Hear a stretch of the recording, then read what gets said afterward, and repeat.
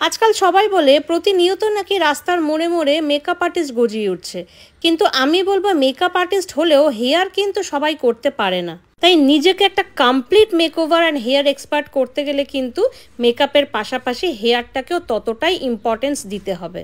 কারণ এখন কিন্তু রিয়েল ব্রাইডরাও তাদের রিসেপশনে কিন্তু অ্যাডভান্স হেয়ার চায়, আর সেখানেই কিন্তু মেকআপ আর্টিস্টদের একটু হলেও ভয় চলে আসে।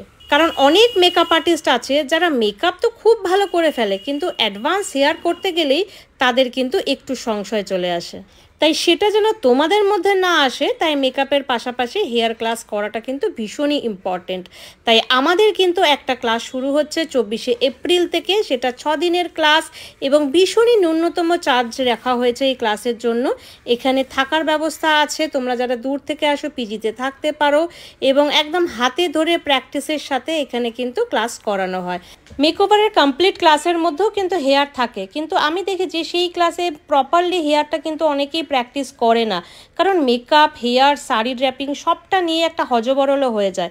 তাই আমি সবাইকে বলবো যে কমপ্লিট করতে গেলে নিজেকে কিন্তু একটা আলাদা করে হেয়ার ক্লাস শিখতেই হবে, কারণ মেকআপের সাথে হেয়ার পাশাপাশি না রাখলে নিজেকেই ইনকমপ্লিট মনে হয়।